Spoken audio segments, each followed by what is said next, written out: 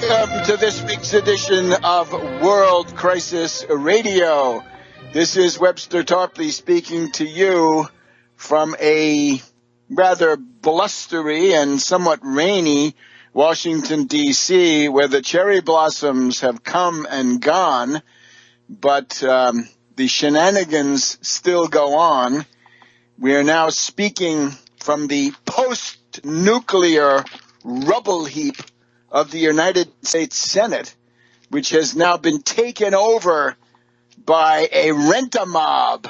It's a rent-a-mob controlled by the leading billionaires in this country, acting through their pressure groups, who have now, as of the last few hours, imposed the ideologue Gorsuch. Gorsuch's tenure on the Supreme Court, otherwise known as the theater of cruelty. If you're a frozen trucker, if you're a disabled child, if you're a woman recovering from cancer with a bone marrow transplant, then there will be no justice for you under the Gorsuch rule. But of course, if you're an absolutely affluent multi-millionaire, billionaire, if you're an oligarch who wants to impose religious views on your underlings and your subjects, then Gorsuch is your man. So there's now a gang of five, and the question is, will the gang of five grow? And is anything going to stop them? Because as of now, there's not. But we've got to go, first of all, to the great questions of war and peace. All the more so because the bombing of the Syrian air base by Trump has, I hope, opened the eyes of so many dupes and so many pathetic examples of P.T. Barnum's famous dictum that there's a sucker born every minute. Well, it was clear to anybody who is a judge of human character and a judge of people that it would be an illusion to think that Trump and company were going to represent the angels of peace. And instead, what we had was this statement from Mar-a-Lago the other night. And, well, the thing I guess the first thing I have to take issue with the whole thing. I don't agree with any of it, okay? I'm against it all. But the part of it where we're told there can be no dispute that Syria used banned chemical weapons, violated its obligations under the Chemical Weapons Convention, and ignored the urging of the UN Security Council. I'm sorry, I have to dispute that. Dispute here, please. Let's dispute it. The amazing thing here is, for many, many hours in this crisis, it's clear there was no proof. The current U.S. regime offers no proof. Nix. No proof. But also that for quite a few of them, and for a very long time, the idea of proof did not even arise. In other words, it was simply asserted. It was automatic. It was Pavlovian. It was the autonomic nervous system acting. No proof. So we were told there can be no doubt. There can be no dispute. Well, again, we beg to differ. There is plenty to dispute. And I've heard this speech has been compared to the Saturday Night Live version of Bush back in the Iraq conflict of 2003. So let's just mention a couple of things about this. There is an organization out there in the world called the Organization for the Prohibition of Chemical Weapons, Chemical Warfare. And they are doing a report right now. They're, like much of the United Nations, they're under massive pressure from NATO, from the West, from the usual U.S., Britain, France, other countries. The UN, the new Secretary General, and the OPCW, right? They're under pressure not to come up with anything that challenges what is now once again the Western party line.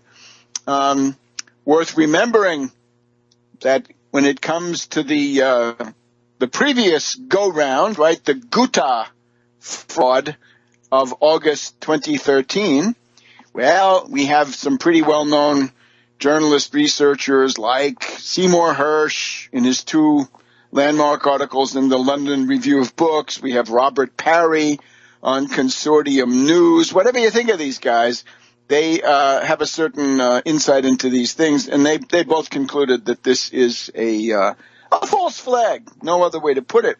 A false flag, a much overused term, but this really is a false flag. It's a terror event that is made to look like one person, but it's actually done, and one force, but it's actually done by a different force. And that, in this case, that does apply. And this is what I said too. And we had a dossier of evidence from Sister Agnès Mariam de la Croix from that the monastery nunnery in Kara between Damascus and Homs. Bunch of documentation about this. The other one was a fake, and despite the fact that it's a fake, we've even got, I have to mention, some French authors have apparently done even more on this.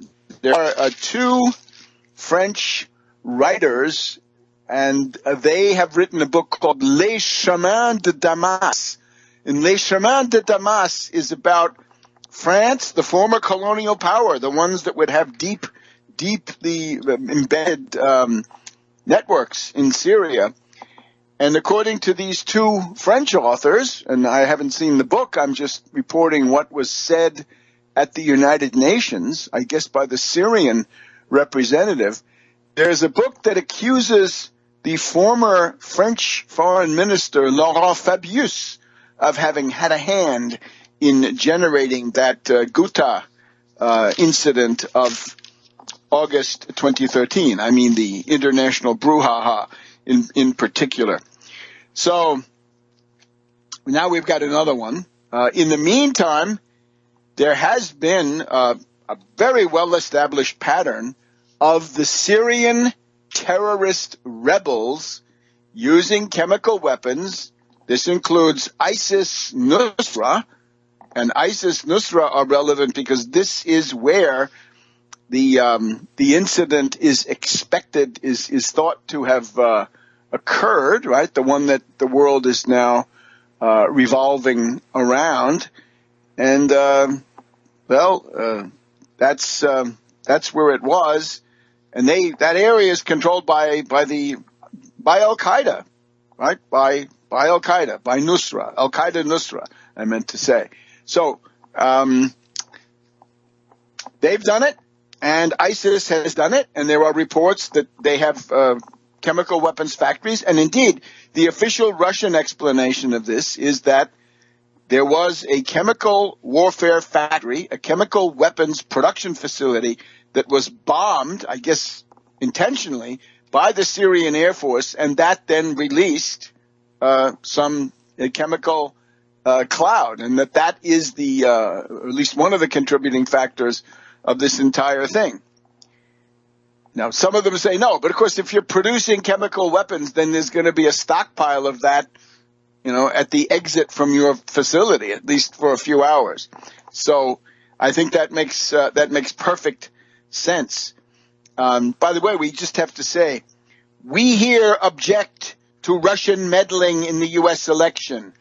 We are indignant about the Russian meddling in favor of Trump. We wish the Russians would learn some lessons in this regard from the 1930s. But that doesn't mean that the Russian position on Syria is automatically wrong. Sorry, it doesn't mean that. And we'll be back in a minute on World Crisis Radio. World Crisis Radio. We're completing a week when it's very important, would have been very important for all of you to be following day by day on the American system. So don't let another week go by.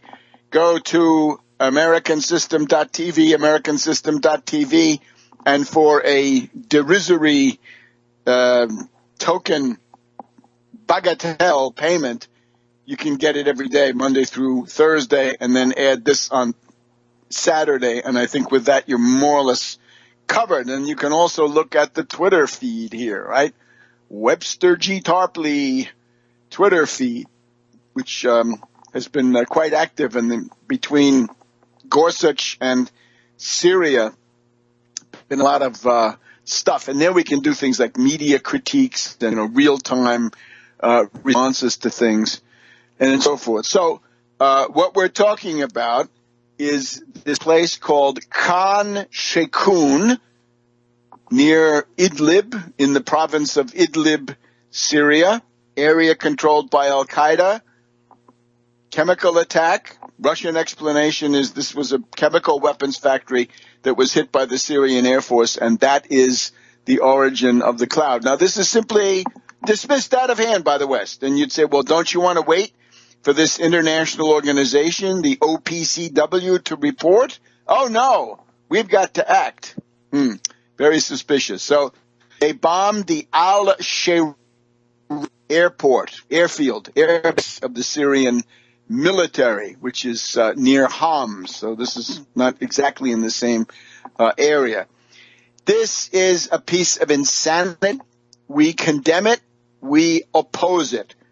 And we also point out the hypocrisy, first of all, of the pro-White House forces, right? The people that were pro-Trump-Pence in the election, and how this was supposed to be a way to escape the warmongering of Hillary Clinton. Well, what is it, day 75, day 76 of the new presidency? Doesn't look like that turned out very well.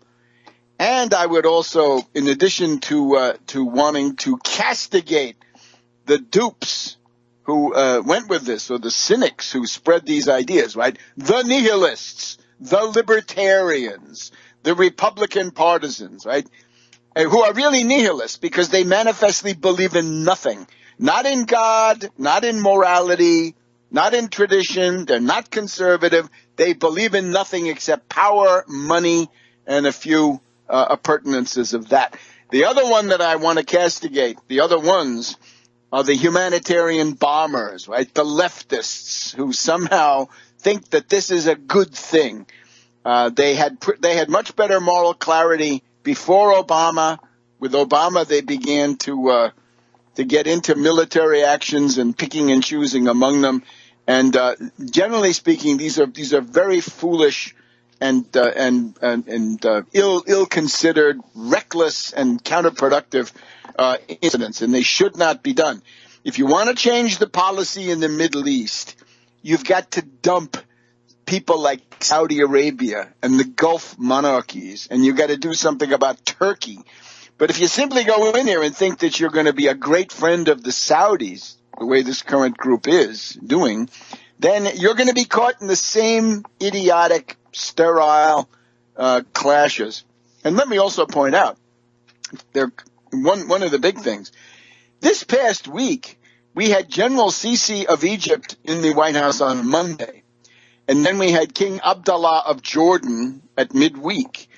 This is the assembling of a Sunni Arab alliance, the attempted assembling, for what? For confrontation with Iran. That is to say, with Iran, with Hezbollah, and with Syria. Jared Kushner went to the Middle East with General Dunford of the Joint Chiefs of Staff. Came back, and I think the same day or the next day, or as he was in the air, we get this bombing of Syria. So that looks like there's some kind of possible correlation or causality or something of that sort. So this is the wrong policy. But what we're going towards is a kind of a confrontation where, once again, the U.S. would try to mobilize this group of Sunni Arab powers against Assad, Hezbollah, and Iran. And this is absolutely idiotic. And the Russian role. We'll talk about Russia here in just a minute. But let's just get a couple of other things. The Russian government was informed in advance that this attack was coming. Good. That was minimal sanity. because you don't want to get a whole bunch of Russians killed in such a thing. It makes no sense. But that also means that the Russians were able to tell the Syrians what was coming. I'm pretty much clear that they did. And that since the Syrians had advance warning, they got their personnel out, they got their key equipment out, and if aircraft were destroyed, who knows what they were, right? Maybe they were old wrecks left over from previous decades, right? And who's going to tell you that? So there's a good chance that this great haymaker, right, the great 59 cruise missiles came down in the air, and essentially did very little or very practically nothing. Now, we're told that the Pentagon, this is now the Daily Beast, isn't it? Yes, the Daily Beast. The Daily Beast tells us, Pentagon probing if Russia helped Syrian gas attack. Wow. Pentagon officials say the U.S. is investigating the role that Russia may have played in Syria's chemical weapons attack on its own civilians earlier this week. Again, no proof. According to an Associated Press report, a drone that belonged to either Russia or Syria was seen hovering over the site on Tuesday after the attack, which killed 80 people, including 20 children. The same drone repeatedly returned to the area later, just before a hospital was bombed. The hospital raid was allegedly an attempt at covering up the evidence of the chemical attack, according to AP sources. Well, I would turn away from this line of idiocy because, where is that going to get you? I don't think there's any basis for this, but you see what the idea is. This comes from a speech by Nikki Haley. Nikki Haley is now the passionaria of aggression. She has gone beyond already. She has eclipsed the many years of efforts by Samantha Power in terms of being a warmonger passionaria of jingoism. And Nikki Haley says that essentially Russia was incompetent or dishonest because after the 2013 incident, Russia was supposed to guarantee that all of the chemical weapons in the Syrian arsenal were gotten rid of. Well, the U.S. also guaranteed the same thing. There were inspectors. There were UN inspectors on the ground. So the idea is, hey, Syria used chemical weapons. Hey, they weren't supposed to have any. Who guaranteed that they didn't have any? Russia guaranteed them. So let's try to beat up on Russia. And that's Nikki Haley's favorite term is let's beat up on the Russians. This is foolish. This is childish, idiotic. Well, I guess it's coherent with the general line. And we'll be back in a minute on World Crisis Radio. Welcome back to World Crisis Radio. Webster Tarpley here in Washington, D.C. It's the afternoon of April 7th, 2017.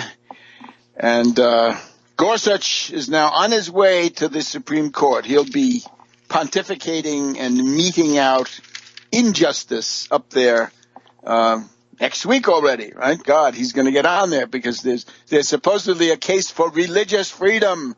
Of course, meaning religious freedom means the boss's religious freedom, the billionaire's religious freedom to oppress you. It's not your religious freedom, oh ye little people out there. You don't count.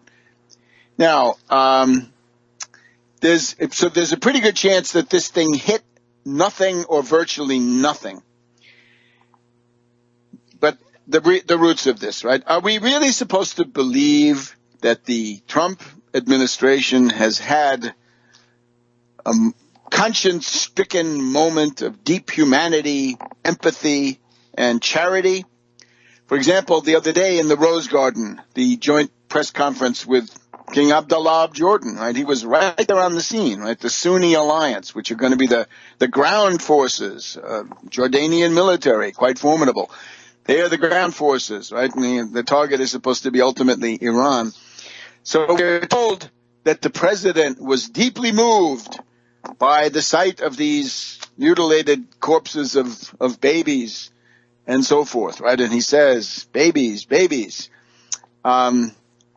Look, he's so moved about the plight of the Syrian people, of course, that he's willing to bomb something, but he's not willing to abandon his plan, which he still has, to ban Syrian refugees. In other words, we've got all kinds of fellow feeling for them, but not enough to say, why don't we let some of these victims into the U.S., right? How about some of those babies who need medical treatment? We could handle them. Couldn't we? No, not a word. So there is no empathy. Rather, I would say this is wag the dog. And we did some of this analysis during the week.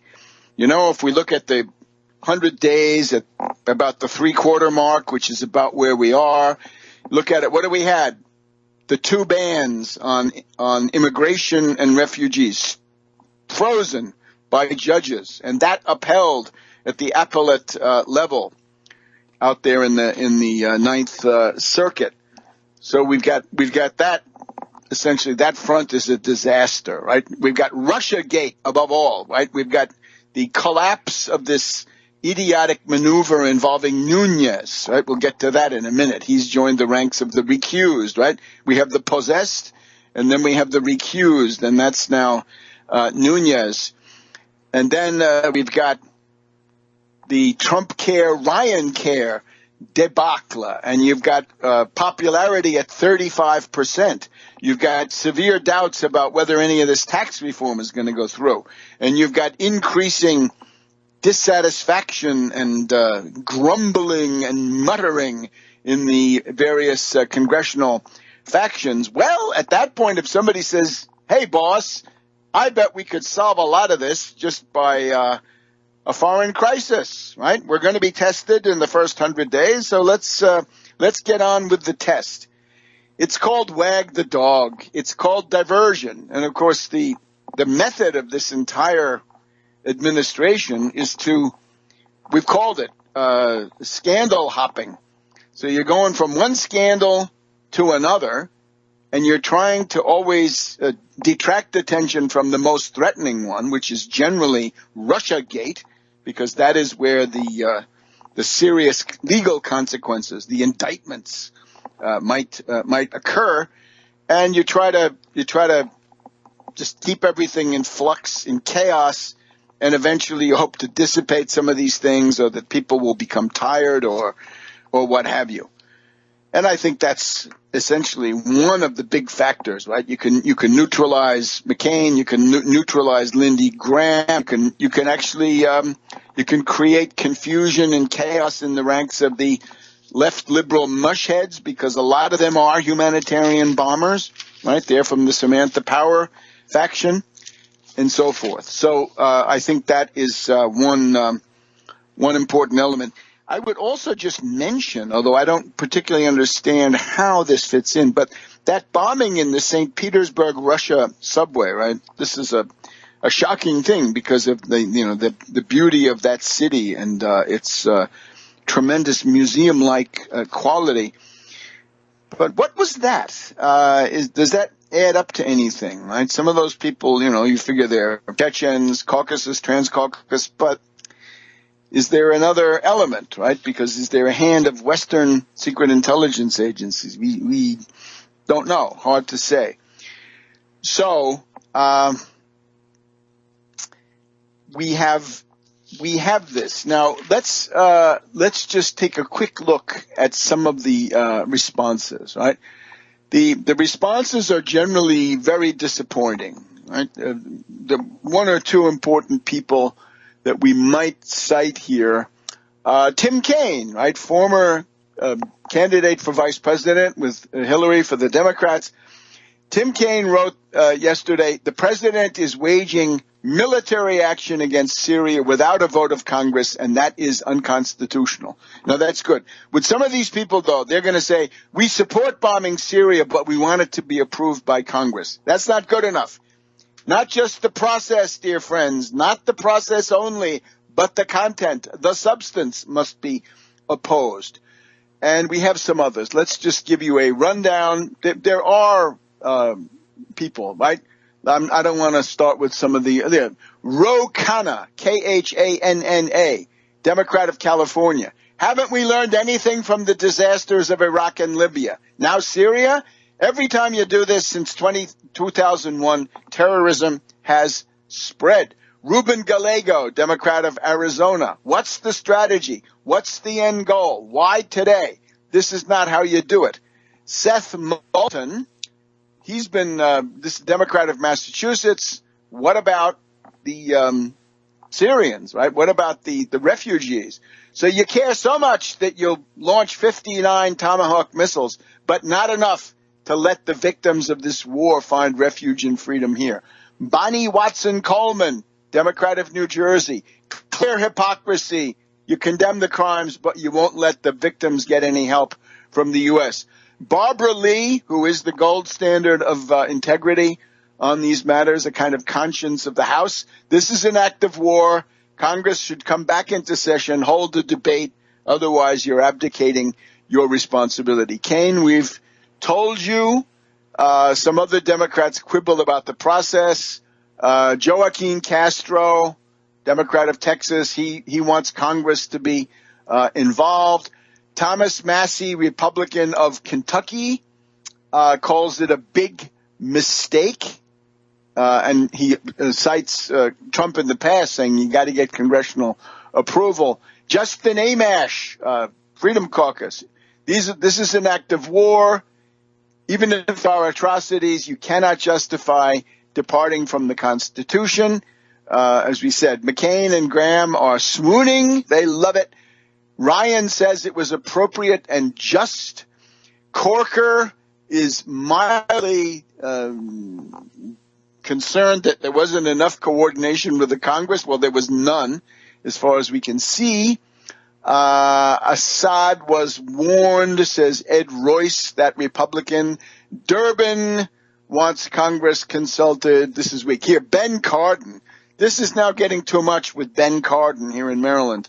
The top Democrat on the Senate Foreign Relations Committee, a clear signal that the United States will stand up internationally for accepted norms and rules against the use of chemical weapons. Sorry. Bill Nelson for war. Sorry. And so that's sort of a sampling of some of the congressional stuff. Now, in our last segment, will remind us that this was 100 years after the U.S. entered into World War I under the treacherous liar Woodrow Wilson. And Woodrow Wilson lied in his presidential campaign, too, 100 years before. Back in a minute. Welcome back to World Crisis Radio. Webster Tarpley here in Washington, D.C. Now, take a look. I wrote a bunch of tweets yesterday, as this all became clear in the late evening and into the wee small hours. It is militarily, diplomatically, an isolated symbolic gesture so far with virtually no military effect. You can see that there was a desire to impress Xi, President Xi of China, who was there at Mar-a-Lago. So it was a big desire to kind of, overawe him. Take a look at that wonderful movie, The Great Dictator, with Charlie Chaplin as the leader of the Double Cross movement. And you'll find that there's a scene where he's going to receive Jack Oakey, clearly Mussolini. And the big thing is, how do you fix it so that when you welcome him into the room, that, your seat and your height and other elements are all coordinated to overawe the guest, right? Because this is based on a real case. So I'm sure that was in mind. Trump had reached 35%. That's when some of these people, do things. Clinton certainly. Clinton started bombing, when he was in the middle of being impeached. Let me just correct all the talking heads on some of these cable programs. There never was a peaceful phase of peaceful civic protest in Syria. Sorry. The Syrian rebels have been there. It's been the Muslim Brotherhood, and they have been killer terrorists since the early 1980s when they killed a whole room full of cadets graduating from one of the Syrian military or paramilitary academies. So what we got now, of course, is the absurdity. Once again, U.S. is providing air cover for Al-Qaeda and for ISIS. So this is ridiculous. And the Saudis and the Turks have, been implicated in providing some of these chemical agents. The big danger is that if Trump gets a significant bounce, a boost, an uptick in popularity, right, up off that 35% level, that could become addictive. In other words, that could say, well, I've been trying everything domestic, right? I've been doing what Bannon told me here domestically. I've been deconstructing the administrative state, but I'm losing traction. So let's dabble somewhat in this other stuff. Now we'll get to the DPRK in just a minute. Russia now says that they will no longer exchange intelligence with the U.S. Apparently the deconflicting hotline continues, which is like an air traffic controller. Otherwise you're going to have these planes colliding in that northern Syrian airspace. And Russia will help to strengthen Syrian air defenses. Now, what is that going to be? The S-400 at this point? These are quite formidable, and I'm surprised that that none of these cruise missiles were shot at, right? That's probably intentional because you don't want to reveal where the radars are, right? You don't want to light up the incoming target unless you're going to make the maximum effort. And I think they could see that this was a swarm of cruise missiles and not the definitive attack. So it'll become harder in the future, whatever that is. So we've got, under unstable, erratic leadership, we've got the country now, U.S., going down the path of military adventurism. This has been done in the past. It does not end well. I would also point out to Lawrence O'Donnell, I found was amazing when he swooned and gushed over the speech of Nikki Haley, that Nikki Haley was better than Tillerson, because Nikki Haley made clear it was a direct threat of military aggression, which was delivered on in about 24 hours after that. Nikki Haley said, if we, in the world we live in the world of states, if we can't get it done here, we're going to have to just do it ourselves. So essentially to the Security Council, we don't care about you. And O'Donnell on MSNBC thought that was great. So some of these people that we've come to like because they're opposing the current administration and they dig up things about it, they are not persons for all seasons. They are not reliable because their interest is narrowly defined and they don't seem to understand this question. If you're going to build your policy on false flags, which is once again the case now, that's what this is, the false flag hysteria is a big reason why you have the current guy in the White House. Because government becomes discredited when you try to build policy around false flags and fake incidents. Well, then that destroys public trust. And you've got to turn away from that. In other words, you cannot build it on that. No, the purpose is that you've got to cover up that the NATO forces are supporting what amounts to Al-Qaeda and to some degree ISIS, right? And that you can't tell the population that after you've told them something quite different about 9/11 over the past 15 years, 16 years almost now. So you get the idea. Now then, the background for this, right? What's going on inside the White House? What's with the factions? Well, we're told now that there are two factions. We have the Bannon school of ideologues. These would presumably be alt-right. They would be, I'm not going to say nationalist because that's not what they are. Anyway, let's call them the alt-right. So we have the alt-right school, Bannon being the leader of that, and then he has these people that he works with, Gorka, Anton, Miller, the unfortunate guy we saw on TV only one Sunday, and this is Bannon, right? Sort of scurrilous and unkempt.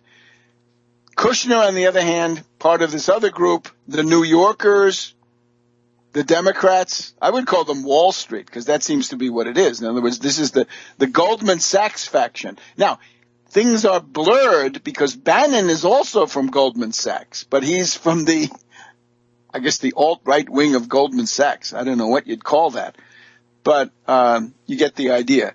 So Cohen of the National Economic Council, Mnuchin at the Treasury, Dina Powell, and some others, right? Various Goldman Sachs alumni. Now, I would also say, though, that there's a third group. In other words, you've got the Bannon ideologues, the nihilists. Let's call them that, the nihilists. Bannon and the nihilists are one thing. Then we've got the Goldman Sachs, New York, Wall Street group. And then you've got generals, right? There's a lot of generals, and Mattis and Kelly and the rest of these people. They guarantee absolutely nothing. There's no guarantee that anything good comes out of this. Now, it is reported, and this is sort of a synthesis of various, New York Times, Washington Post things, that Bannon may have helped to cook up this crude maneuver of using Nunes as a kind of a playback agent. I don't know what you'd call him. Getting him down to the White House at midnight, showing him this stuff and sending him back. Then he comes back the next day and pretends that, that this is all new. This is, again, the network here is Cohen-Watnick, Ellis, and John Eisenberg. So they are thought to have prepped Nunes on some of the things that he did.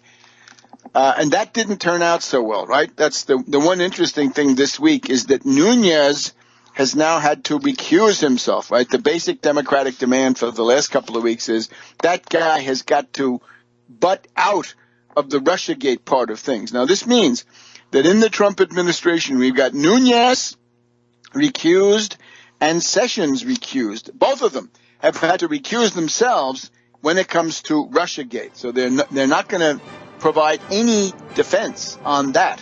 We're also told, article in the New York Times, that the CIA had been aware since the middle of the summer of improper contacts between the Republican presidential ticket campaign and the Kremlin, Russia, Moscow, but that the FBI dragged their feet, but then eventually had to come around under the pressure of the facts. Back in a minute on World Crisis Radio. Welcome to the second hour of World Crisis Radio. Webster Tarpley here in Washington, D.C. on the 7th of April. And again, we're up to what, 75, 76, maybe 77 of the 100 days. It's been a wild ride. Few achievements, I would say, few. In particular, the job report today, Bureau of Labor Statistics, a job shocker. The economists had expected 180,000 jobs to be created in the month of March. Instead, it's an anemic, meager 98,000 jobs. Hey, what about the jobs? Jobs. This is no good. And the unemployment rate is down to 4.5%. But that's because so many discouraged workers have been giving up. We have a U6 unemployment rate, which is published by the department, the BLS, is 8.9%. That's the more accurate measure of unemployment. So have we gotten far enough into the administration so that they begin, instead of pointing with pride to the job creation, to take some responsibility for the U6 unemployment rate? The GDP growth in the first quarter, 1.2%. Hey, we were promised 3 to 4%, and it was going to be easy. Remember, everything easy. Not so good. The job results for January and February, so Obama's January and the first month of Trump, February, have been revised downward by 35,000. So what we've got in the first quarter of this year is 178,000 jobs per month. So January is 235 and February 235, each reduced by 35,000. So all that gloating about the good result last time has now been mitigated by minus 35,000. I'm just looking now in the afternoon coming in. Putin has called the cruise missile attack a significant blow to the U.S.-Russian relationship. I would just hope that Putin realizes how foolish he has been, what a wild goose chase he was led on. If there is a kind of a wild man faction in the Kremlin, if this Dmitry Peskov is one of the people who did that, right? There's some of these materials that are floating around that seem to indicate that some people in the Kremlin wanted to do the Russiagate meddling and others were more skeptical. Whoever was out in front of that probably going to have their careers curtailed, truncated, or terminated. And I guess that's understandable. But Putin, this was a very foolish, reckless, irresponsible thing. We're also getting reports that Putin has an unfortunate side based on vanity and that he's very thin-skinned. And that this is not wise. This is not typical of a statesman, right? In other words, you cannot let your ego and real or imagined slights get in the way. So all of that has to be factored in. So the New York Times is also telling us that the Bannon faction is losing out to the Wall Street faction associated with Kushner. And I would say, watch out for that faction of generals, right? The Mattis, Kelly, Dunford faction, right? Because when Bannon was kicked off the National Security Council, which was long overdue, that was already an absolute mockery. He was then, of course, replaced, or his seat was given back to the Director of National Intelligence. It's going to be Dan Coates, we think, and then the Chairman of the Joint Chiefs of Staff, Dunford. So some other small changes have been made. We're going to track some of those down. But the generals may have the upper hand. In other words, if the domestic guys and the civilians only screw up, then the generals may well triumph. So we also want to keep our eye on the peripeteia, right? The fate of Reince Priebus, because he is not looking too good, right? He was the link between the Oval Office and Ryan, and that was the Ryan care and Trump care. We're told that this week, one of the reasons the attempt this week to revive Ryan care, Trump care failed is because Pence went up there and told two different stories to two different groups. He apparently, according to this account, Pence told the right-wing extremists of the Freedom Caucus, right, the Tea Party reactionaries, ultra-reactionaries, he said, look, we're gonna allow the insurance companies to bring back the notion of the pre-existing condition and either deny insurance, charge more, and this thing about the kids staying on your policy until 26, we're going to put an end to that. And then he went to the Tuesday group of those suburban, northeastern, and northern Midwest congressmen, and he told them the opposite. He said, we're going to keep all the regulations, boys, don't worry. So Pence has egg on his face, right? Gorsuch was accused of plagiarism. Pence was accused of lying to his own party. But the interesting one, of course, is this Katie Walsh, the right-hand lady of Priebus, right? His girl Friday, one might say. And this had been his chief of staff at the Republican National Committee. And she's been sent out of the White House. Notice also the fall of Boris Epstein, a guy who had been born in what was then the Soviet Union. Now, we don't know exactly what that is. Epstein had done a lot for Trump on TV. He was a surrogate on CNN, I guess, but out of the White House. And maybe that's just, that nothing Russian can be tolerated because the heat is getting greater and greater. So Russiagate continues to loom. Russiagate continues to loom, and we got to see who in the House Intelligence Committee will begin to run this investigation. And there are a couple of names. The one name that you notice that you've probably been familiar with, on the House Intelligence Committee is Trey Gowdy. Trey Gowdy, Mr. Slickum. So he's one of the three. He's part of a troika of three Republican congressmen who are going to now take over from Nunes when it comes to the specific Russiagate stuff. And, of course, Trey Gowdy's specialty was Benghazi. And, of course, he racked up absolutely nothing after spending tens of millions of dollars of public money. Now, we got to keep the DPRK in mind here, right? North Korea, Pyongyang, and their missile test and their nuclear program and so forth. And, well, this is supposedly one of the big themes. We don't know what's going to come out of the Trump-Xi meetings at Mar-a-Lago. Those go until this evening, as far as I can see. However, it was clear that the U.S. line was going to be lean on Xi, make him curb the activities of Kim up there in the North Korea, the DPRK. I don't know if this is realistic, right? The North Korea says they want to negotiate with the U.S. and only the U.S. And the U.S. always says, no, we want South Korea, we want Japan, we want others. I would, and again, I think this is just elementary, negotiate, sit at a table in Geneva, find out what it is they want.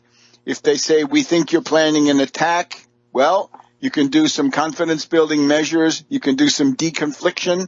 You can do those things. And again, I have no problem with this. Cardinal Richelieu said it, right? Negotiate with everybody all the time. You'll always do better. You'll know more. You'll be ready for what's happening. Don't regard negotiations as a validation or a gift or a concession. It's nothing of the kind. Negotiate. And if they want a non-aggression pact, where is the harm, provided that the preconditions are fulfilled?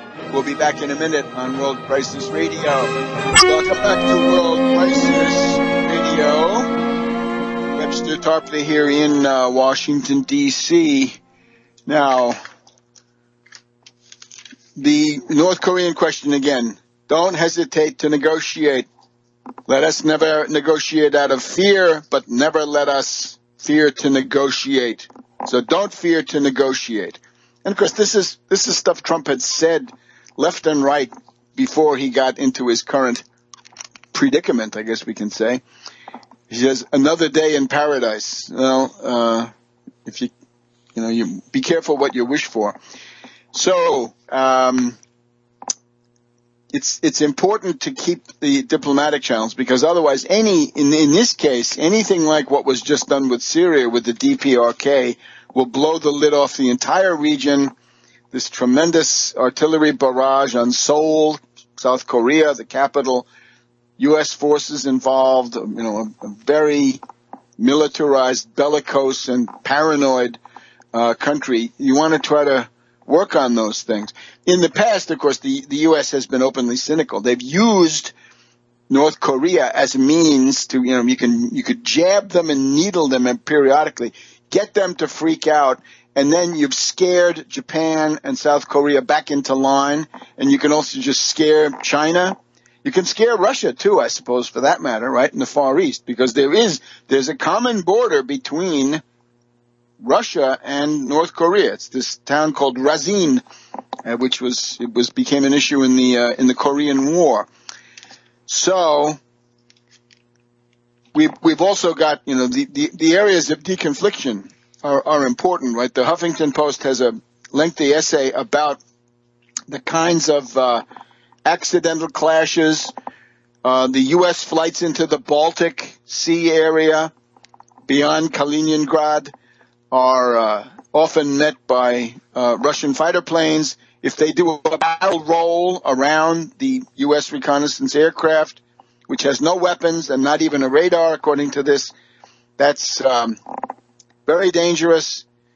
Yeah, so Crazy Ivan, we know it. Right? We know it from the submarine stuff going on. We're also told that there is the Satan II nuclear missile, very powerful ICBM, maybe the world's most powerful. So again, all of these are good reasons not to do this Syrian stuff and to start negotiating in the case of North Korea. And again, the problem the U.S. has is the U.S. is stuck with these allies that cannot be avowed, right? If you're working with Al Qaeda and ISIS, and that's all you have, and you've got, it doesn't even have to be that you are, but if Turkey is, and Saudi and the Gulf monarchies, if they're all betting on those people that I just mentioned, then you're in trouble. In other words, you've got to revamp the entire policy. And I'm afraid this thing about the Sunni alliance, this promises nothing good. So it is a moment of truth for the meddlers and the opportunists. We've seen the consternation in the nihilist camp.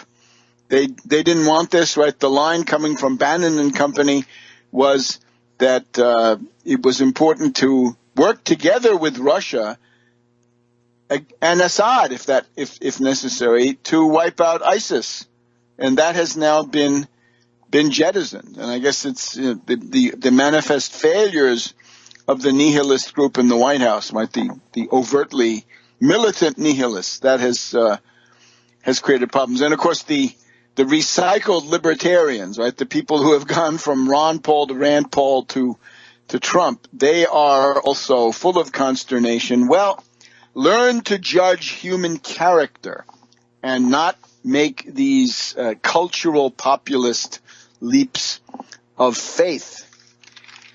Now, Gorsuch. Gorsuch is not qualified for the Supreme Court. Gorsuch is an ideologue. He is not a fair judge. He does not apply the Constitution in the sense of the letter and the spirit of the Constitution as seen in historical context and historical development. Above all, he does not understand the General Welfare Clause and what the General Welfare Clause means and should mean today. Rather, Gorsuch is the bringer of a new phase of the permanent austerity dictatorship. This is now the very severe problem that we have, and domestically this will be one of the dominant things. If the Republicans control the presidency, the Senate, the House, and now the Supreme Court, with a new gang of five, a new reactionary clique of judges, including Gorsuch, then we have a situation where it's possible to attrit, to undermine the right to vote to a point where lots of people won't be able to vote. And if you're black, if you're Hispanic, if you're poor, if you're old, if you're rural, if you're a student, lots and lots of things, you're going to be in really bad shape. And the Supreme Court will on all of that, right? They've gutted the Voting Rights Act, and they will take it from there. Then there's also this question. We saw Trumpka this week had a press conference, AFL-CIO, where he says, we're the only organizations left. And, of course, you're very weak. I mean, generally speaking, the spirit of Trumpka's press conference was utopian. In other words, he was talking about a vibrant and growing labor movement, which I just don't see. I'd love to see it. But, again, I sympathize with Trumpka. I didn't come to bash Trumpka. And he does say, these organizations that the labor movement represents are about all there is, and they're under attack. He didn't go through all the states that have now passed these odious right-to-work, union-busting measures, but that's been the reality. So with the new permanent austerity dictatorship gang of five horsemen of the apocalypse, I guess we can say, on the Supreme Court, unions will also be an endangered species. So no vote, no unions, you can't vote, you can't get out and protest, you can't have a mass struggle. That's the idea, right? And that's forever unless somebody does something.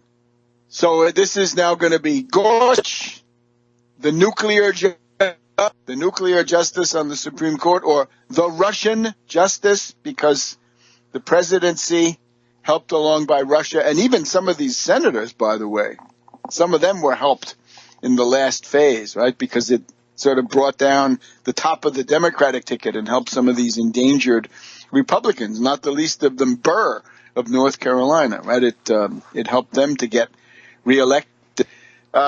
Gorsuch in general is going to join the ranks of Roger Taney, Taney, but pronounced Tawney, Taneytown, Maryland, up the road. Dred Scott decision, and the Four Horsemen of the Apocalypse, right? The Four Horsemen were the ones who tried to invalidate everything in the New Deal until FDR wisely scared the hell out of them by threatening to pack the court. And then we had a switch in time saves 9. They finally pulled back from the brink when it was clear somebody was going to do something.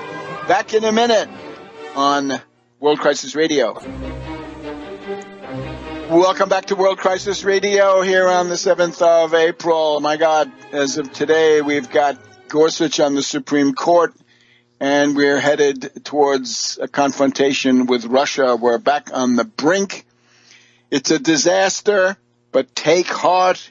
These are the circumstances in which political action becomes not only necessary but possible, and you can do important things, and people will listen because they've been politicized by the crisis. That has been the case since the 5.5 million came out on January 21st, the biggest political demonstration in U.S. history. The mass strike is abroad in the land, and you've got to learn to work with it. So from now on, we're going to have originalism, the dead hand of the past, telling us what the meaning is. And, of course, the fallacy of originalism is you're going to have people who are not trained as historians. They're not historians, right? They're judges or lawyers. They're going to go back and read the proceedings and tell you when the Constitution says well-regulated militia, what does that mean? So they say, we'll go back and look at it. And the historical scholarship they do on this stuff is shoddy. And it's not reliable, and it's ideological.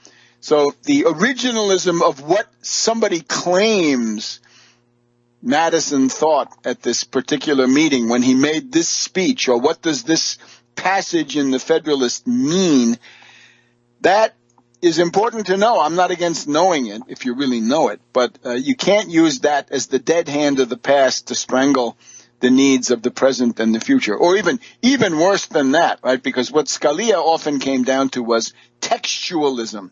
In other words, just look at the words on the page, get your dictionary out, right? And we find that Gorsuch at one point used the Oxford English Dictionary to determine the words in a case, but that the defense lawyer found that there were American dictionaries that said something different. Gorsuch, of course, an Anglophile, right? The guy who says, my clock, right? He sounds like Ebenezer Scrooge, who has his clock, Tom Cratchit, or the Scrivener's error. Scrivener? And then this other one about what does it mean to operate a vehicle, I think was the issue there. So this is all nominalism. This is the heritage of Scalia. Dear Democrats, the point was not to maintain the balance untouched, but to change the balance. And not to put on Merrick Garland either, because that doesn't change the balance. We need to get somebody who's an unabashed progressive without, of course, going too far into the Malthusian area. The other part we're going to get is the Religious Freedom Restoration Act. This is, of course, according to Gorsuch, the super statute, the statute, statutissimo. This is the one that's going to supersede everything. The Religious Freedom Restoration Act. And this is the Hobby Lobby, right? So Hobby Lobby, once again, the boss of a corporation or the boss's family can tell the women working for the company, do you get birth control, contraception, or not? In other words, the religious preferences of the powerful and the rich trump the health needs of the dependent workers. And, of course, this, as I've pointed out, this takes us back to 1555 in Germany in the wars of religion, the famous Peace of Augsburg, which brought an end to the War of the Schmalkaldic League. Look that one up. And the way that the settlement in Germany was cuius regio, eius religio, the religion of the king, duke, prince, count, or knight, right? The imperial knights, right? Ulrich von Hutten, people like this. Their religion was binding. For example, if you were a serving maid or a groom in the household of Ulrich von Hutten or Götz von Berlichingen, these crazy imperial knights, those were sovereign individuals, but you were not. If you worked for them, they decided the religion and you were out of luck. So whoever owns the region can impose his religion. In this case, it's whoever owns the region or the company can impose religion on the rest of them. So we're back in the world of Dred Scott and the Four Horsemen. Now, for the Democrats, the lesson of all this, right? The successful operations of Mitch McConnell, the Kentucky Screech Owl, over the past 8 to 9 years show that bipartisanship is a fraud. Bipartisanship is a chimera. There is nothing to be gained by this idiotic pose of bipartisanship. I realize it's a deeply ingrained habit. If you're dealing with these independents, right, these fussy, process-oriented individuals in the center who are so wrong-headed and so morally insane in so many cases, they don't like partisanship, they don't like acrimony, they don't like clashes. They must have had a family where at the dinner table there was yelling back and forth between the father and the mother or siblings or whatever it is. But somehow independents have this idea that they're fussy and they want it done in a very special way. And they don't like clashes. Well, unfortunately, the vital center has not held. The center has not held. The center has collapsed. This is typical of Weimar, right? The middle parties have not held. You can argue that in Europe right now, the middle parties are gaining, right? If the CDU and the SPD in Germany dominate the election, then the center there is holding, but not here. And if we also have Macron, M-A-C-R-O-N in France, if he wins, the center has held. So not Le Pen and not anybody else, but especially not Le Pen. That would be the center holding. So let's have an end to all talk of bipartisanship. Let this word be banned. This is for idiots. This is for suckers. Bipartisanship is a synonym for surrender, capitulation, defeat. And notice it's posturing because you're doing it at the expense of people who have real needs. And you say, well, I prefer not to join a filibuster. Enough of that stuff. If you don't stop somebody like Gorsuch from getting on the Supreme Court, and now he's on, real people are going to suffer because you were so fussy and you had your preferences. They don't get to have preferences. So neither should these congressmen. I was aghast at the speech by Senator Coons of Delaware, I think. Right after the nuclear option was exercised and Gorsuch was voted onto the court, he comes out and says, I really regret this. I wanted those good old days of bipartisan cooperation across the aisle. Let's come together and get stuff done, get things done. The formalism of this stuff is overwhelming. Get what done? Strip everybody of their health care? Yeah. Wipe out Social Security? Is that the kind of stuff that you're talking about? Well, the low point of this was he said, I'm thinking of those good old days when Justice Antonin Scalia could get approved onto the court by 99-0. But that is a monstrosity. Scalia on the court is a monstrosity. This should never have happened. This is the descendant of barbarism. And instead, Coons thinks that 99-0 for Scalia was a proof of how wonderfully bipartisan and reasonable and centrist the process was. This must end. Chris Matthews tells us that his friend Tipsy O'Neill, his boss, would have drinks with Reagan. Yeah, out of that came the rape of Social Security, that you don't get it at 65. You got to wait 1 or 2 years. And for a lot of people, they can't afford it. They can't wait. Back in a minute on World Crisis Radio. Welcome back to World Crisis Radio. We want to invite everybody to attend the meetings of Invisible. There are some going on around here. We're involved in them. Meetings of Invisible, Our Revolution, Working Families, others. But now when you go, you got to ask them one thing. Hey, gang, we know we read your guidebook and everything, and that's all well and good. Are you in favor of war with Syria? Are you in favor of this bombing? Because this is the blurred point with Bernie Sanders. Is he a warmonger or not? He supported the bombing of Serbia in 1999, which was a monstrosity. So put those guys on the hot seat. You're supporting the warmonger position. You're supporting Trump and his bombing of Syria and these other countries. And the answer to that better be no.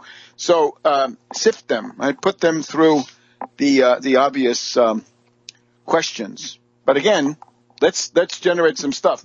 I would also say the lack of what could have been a nationwide demonstration on Gorsuch was a moment of shame. In other words, this is the problem. If you have a mass strike going and you don't have adequate leadership, and they don't see that Gorsuch is worth mobilizing against, right? If only to keep the momentum, right? Their own gate receipts would increase if they did these things.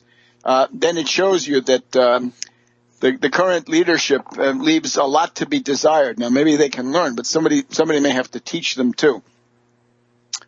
All right, so we were pointing out that from the U.S. entry into World War I on the 6th of April 1917, with the treachery of Woodrow Wilson, who had promised, I'll keep you out of war, we have exactly 100 years until the 6th of April 2017, where we have the guy he was a candidate. He said, no more regime change, loudly saying, don't bomb Syria, stay out of it, it's only bad news. So we come full circle. And P.T. Barnum, not Heraclitus necessarily here, but P.T. Barnum is the guy who rules the roost, right? There's one born every minute. Now let's talk a little bit about World War I. It was accompanied by tremendous repression.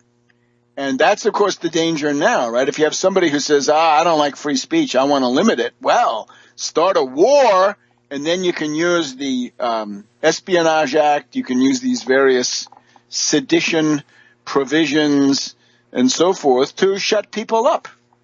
Has been done. And it could be done again. And it's much easier under war conditions. You got to get yourself an AUMF, or authorization to use military force. But with Woodrow Wilson, it was the Sedition Act, and then the Palmer raids, right? Attorney General Mitchell Palmer, from Palmer to Sessions, but the Palmer raids, anybody from Eastern Europe, you just call them a communist, right? Round them up, deport them, all this stuff. Not so different, and we can already see the straws in the wind. So you people out there who thought that this was going to be a period of retrenchment from foreign adventurism, the answer to that is evidently no. So remember, candidates lie. Woodrow Wilson, November 1916, he kept us out of war. And then 2016, so recent that I don't need to repeat it. You all know what you were told. No more regime change, no more foreign bombing. Make America great again, stay home and take care of our people. Yeah. All right. So let's just say a few words about World War I. Now, I would just like to remind people, right, at the point of August 1914, the 100th anniversary of the beginning of World War I for the world, we pointed out this amazing rash of assassinations, deaths, and to some degree scandals also that tended to eliminate or cripple the people who were reasonable in Europe especially, but not only, who wanted to avoid war. Franz Ferdinand, the guy who got killed, right, the guy whose assassination triggered the entire thing to a significant degree. Franz Ferdinand of Austria assassinated. He wanted to reform the Austro-Hungarian Empire by saying instead of just Germans and Hungarians, let's include Slavs in, the Czechs, the Slovaks, the Slovenians, the others, right? The Croatians, all of them deserve a seat at the table. He had a Czech wife, had to be assassinated, and of course he knew that his project had no chance unless you kept the peace. So he was pro-peace. In Russia, we have the unlikely Rasputin, the mystical crazy monk who convinced the empress that he could cure at least mitigate the hemophilia of her son, the Tsarevich. There was an attempt to assassinate him. Now, he was resilient, right? It took a lot to kill Rasputin, as was seen in December 1916 when they finally did him in, but it took them a while. Rasputin, there was an attempt to kill him in June of 1914. The one you got to remember here is Stolypin. Stolypin, the reforming prime minister appointed by Nicholas II. He was doing a land reform. He was freaking out the communists. He was freaking out the various anarchists, a lot of the anarchists were actually run by British intelligence and by the French. In other words, by what was called the Entente Freemasons. And indeed, the Entente Freemasons loom large behind all this stuff. In France, it was Jean Jaurès, the socialist leader, shot, assassinated, and the radical party leader, Caillaux, Joseph Caillaux, Caillaux. These people both wanted to avoid war. They wanted negotiations, cool it off. In Italy, the immediate assassination is the head of the general staff, General Alberto Pollio, Pollio.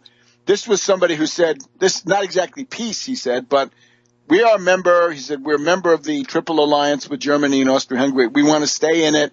We're going to send 12 divisions to Germany. That will take care of the Upper Rhine. That will allow another field army to be added into the Schlieffen Plan, and that might have tipped the balance west of Paris, right, in the late days of August, early days of September 1914. The previous one, though, King Humbert Umberto, Umberto, Umberto of Italy was assassinated in Monza near Milan in 1900. This is somebody who was devoted to Vienna, right? His cultural world was largely the world of Austria-Hungary, and he wanted to stay in the Triple Alliance, just like Pollio later on. In the U.S., at around the same time, we have the McKinley assassination, right? And McKinley, somebody who's very reluctant to go on this big imperialist splurge, right? He's not really happy with the Spanish-American War. And, of course, the replacement for him is a wild, racist, Anglo-Saxon warmonger, Theodore Roosevelt. So this is all very interesting. Let me just point out, I watched the C-SPAN 100th anniversary show. They're trying to make you think that this guy, John J. Pershing, Blackjack Pershing, the commander of the U.S. Expeditionary Force in France,